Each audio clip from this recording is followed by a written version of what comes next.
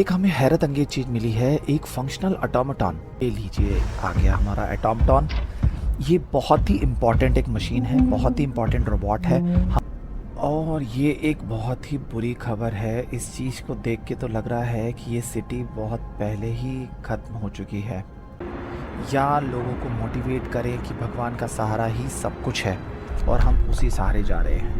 तो रिचार्ज कर रहा, अच्छा यहाँ से है ये देखिए, इसने कनेक्ट कर लिया अपनी मशीन को और अब ये धीरे धीरे इसको रिचार्ज कर रहा है। ओम नमः शिवाय दोस्तों, गुरुकुल गेमर्स में एक बार आपका फिर से स्वागत है। उम्मीद करता हूँ सब लोग आप लोग अच्छे से होंगे। जैसा कि हम जानते हैं कि हम लोग फ्रॉस्ट पंक वर्ल्ड में अभी हैं, जहाँ पे सारी दुनिया ख़त्म हो चुकी है। विंटर सेशंस काफ़ी बहुत ही एक्सट्रीम हो चुका है। जैसा कि आप जानते हैं, हम लोग ऑलरेडी इसमें 9 दिन क्रॉस कर चुके हैं। आज हमारा 9वां दिन है इस हार्श वेदर में। हर एक दिन, हर एक रात एक बहुत बड़ा मेजर चैलेंज है यहाँ पर क्रॉस करना। अभी तक हम सर्च कर रहे थे कि कोई हमारे दूसरे भाई मिले, तो उसी ट्रेल में हम दूसरी सिटी की तरफ हमने अपनी स्काउट टीम भेजी थी। स्टडी शेल्टर करके एक जगह है जहाँ पे हम लोगों ने अपनी टीम भेजी थी, और उस रास्ते में एक स्टील ब्रिज मिला हमें। उस स्टील ब्रिज पर हमें पहले जाना है, क्योंकि उस ब्रिज से ही आगे रास्ता दिखाई दे रहा है स्टडी शेल्टर पे। तो हम आते हैं अपनी सिटी पे दोबारा से। ये देखिए, हमारी जो टीम है वो अब पहुंच गई है सबसे पहले मुकाम पे, जो है स्टील ब्रिज।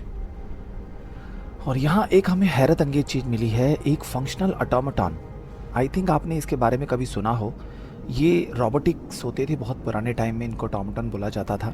जैसे आज तो बहुत ही मतलब मॉडर्न टाइप के होते थे, बट ये टोटल गियर और पिनियंस और जैक्स पे चलते थे। इनके अंदर वाइंडिंग्स होती थी।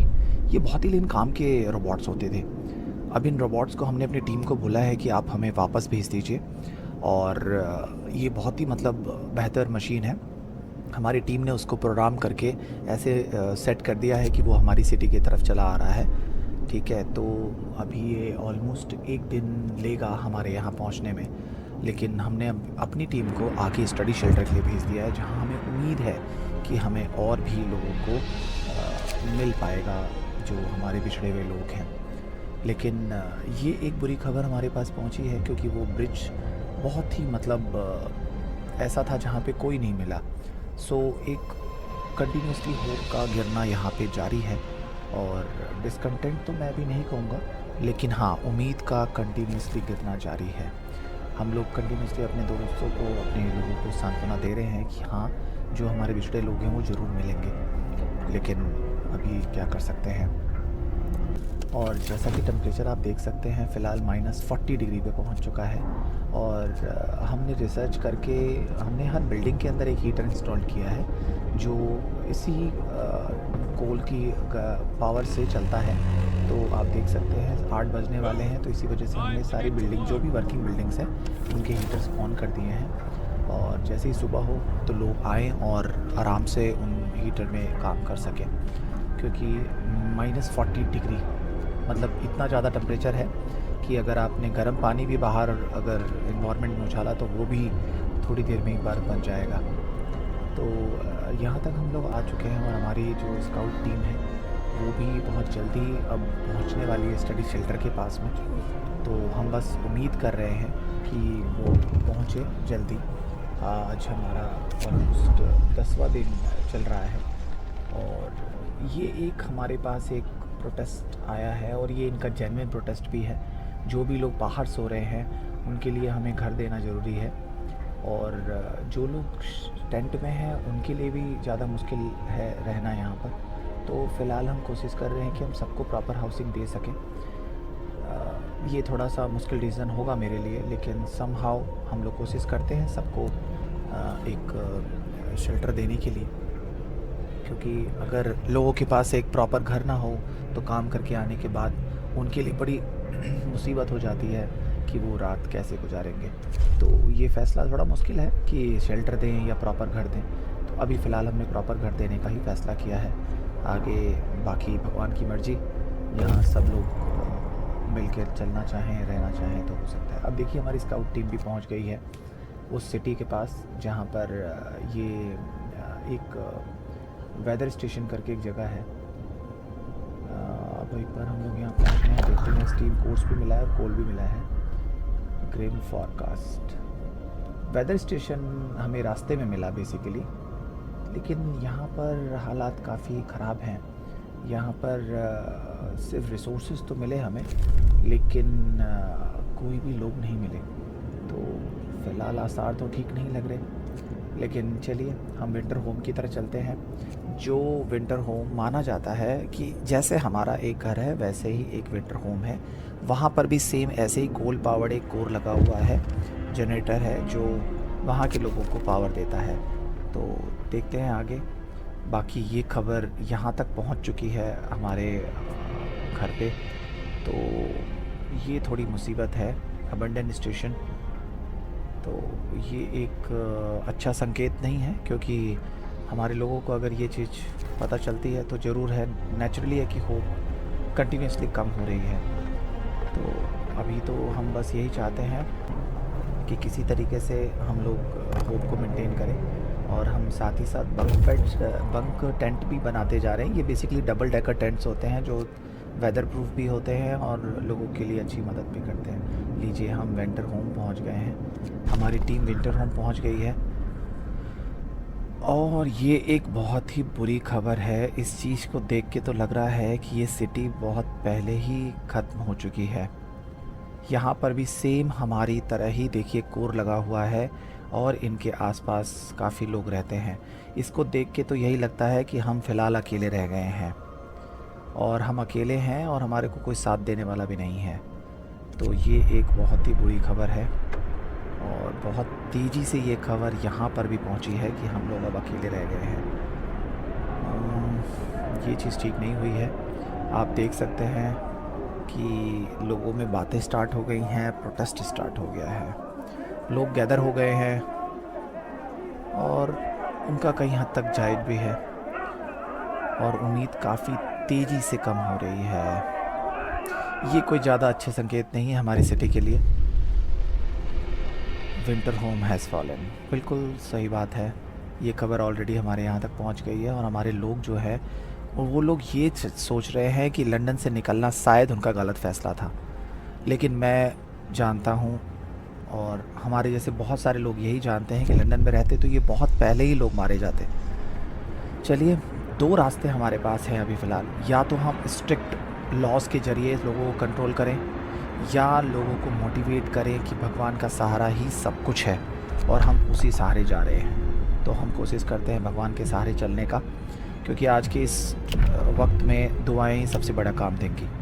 और हमने प्रेयर हाउस बनाने का फ़ैसला किया है। हमें 2 प्रेयर हाउस बनाने होंगे सिटी के लोगों के देख के हिसाब से, तो हम 2 प्रेयर हाउस बनाने की कोशिश करते हैं। ठीक है, हमें लोगों को शेल्टर्स भी देने हैं और प्रेयर हाउस भी बनाने हैं। कुछ तो उम्मीद लोगों की बड़ी है, लेकिन आप देख सकते हैं अभी भी जो होप है वो रेड जोन में चल रही है। सो ये थोड़ा सा हमारे लिए ख़तरनाक सिचुएशन है, और अभी हमने स्काउट से विंटर होम से उनको वापस बुला लिया है, क्योंकि अब आगे चलना सही नहीं लग रहा मुझे। ये लोग थोड़ा वापस आएँ, क्योंकि स्काउट भी काफ़ी दिनों से ये लोग ट्रैवल कर रहे थे। आई थिंक ये 8वें दिन निकले थे और आज ये हमारा 12वां दिन है। थोड़ी देर में मुझे लगता है कि हमारा एटोमटॉन भी पहुंचने वाला है, और ये लीजिए आ गया हमारा एटोमटॉन। ये बहुत ही इम्पॉर्टेंट एक मशीन है, बहुत ही इम्पॉर्टेंट रोबोट है हमारे सर्वाइवल के लिए, क्योंकि आप देख सकते हैं हमारे मैनुअल लेबर्स कंटिन्यूसली वो सिक हो रहे हैं, और अपने ग्रेवली इल के बाद वो डेथ भी हो रही है उनकी। बट ये एटोमटॉन बिल्कुल लाइफ सेवर की तरह आया है हमें बिल्कुल बचाने के लिए। ये बहुत इंपॉर्टेंट मशीन है, हम इसको किसी भी रिसोर्स के ऊपर डिप्लॉय कर सकते हैं और वो हमारा पूरा रिसोर्स को मेंटेन रखेगा। और सबसे अच्छी बात है ये 24/7 राउंड द क्लॉक वर्क करता है।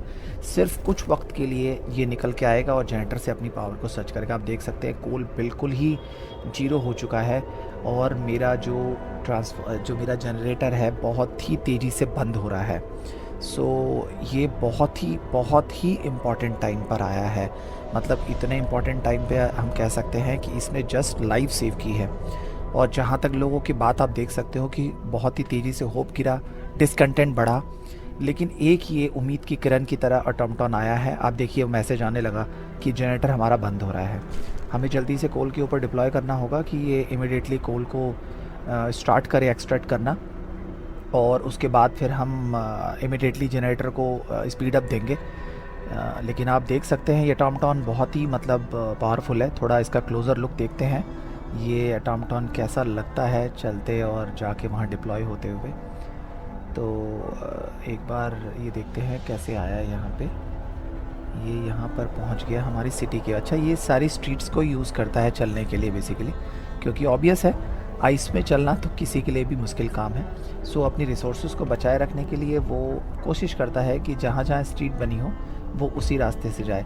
और आप देखिए एक बहुत ही जाइंट टॉर्च उसके फेस पे लगा हुआ है जो उसको रास्ता बताता है कि किधर की तरफ जाना है। अभी देखिए वो कोल की तरफ जा रहा है जहाँ पे मैंने उसको मार्क किया था कि आप वहाँ पे जाइए और कोल स्टार्ट करिए। ठीक है, और धीरे धीरे कोल हमारा बढ़ना स्टार्ट हो गया है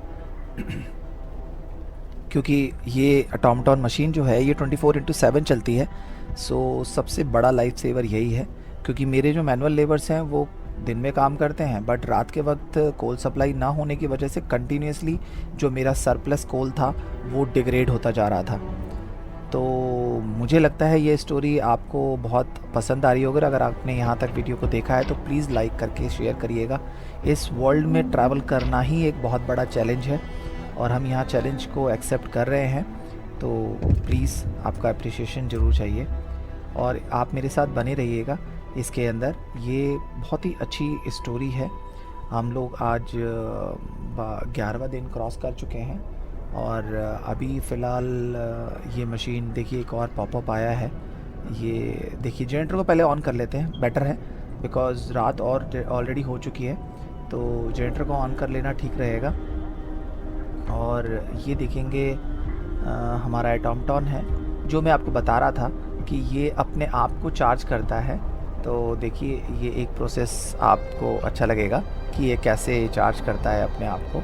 ये ऑटोमेटन बहुत ही बढ़िया मतलब मशीन है और ये देखिए स्ट्रीट को यूज़ कर रहा है ये चलने के लिए, और किसी को चोट भी ना लगे बिकॉज़ काफ़ी जाइंट इसके लेग्स हैं, तो किसी को चोट लग सकती है। तो ये बहुत ही ध्यान से अपनी पोजीशन ले रहा है कि ये कैसे जनरेटर से कनेक्ट करे अपने आप को, और कनेक्ट करने के बाद उसमें से कुछ कोल, कुछ मोल्टेन ऑयल्स और इस तरह की चीज़ें, रिसोर्स जो होता है ये इस कोल से लेता है, सॉरी जनरेटर से लेता है और अपने आप को चार्ज अप करता है। देखिए इसने अपने आप को कनेक्ट कर दिया है, देखिए ये कनेक्ट कर दिया उसने, सेंटर कोर से सीधा कनेक्ट किया है। आई थिंक दूसरे साइड से दिखाई दे, देखिए बिल्कुल सेंटर कोर में गया है वो।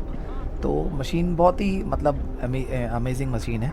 और हम देखते हैं ये कैसे रिचार्ज कर रहा है। अच्छा यहाँ से है ये देखिए इसने कनेक्ट कर लिया अपनी मशीन को और अब ये धीरे धीरे इसको रिचार्ज कर रहा है। सो उम्मीद करता हूँ आप लोग को बहुत अच्छी लगी होगी ये स्टोरी, तो प्लीज़ इसको लाइक और सब्सक्राइब करिएगा और चैनल पे अगर नए हो तो प्लीज़ सब्सक्राइब ज़रूर करिएगा। मैं ऐसे ही कंटेंट लाता हूँ आप सभी के लिए जिसके इसके मतलब आपको बहुत अच्छा लगे इस कंटेंट को। सो अभी के लिए इतना काफ़ी है, चलते हैं नेक्स्ट एपिसोड में मिलते हैं बहुत जल्द ही। Bye bye.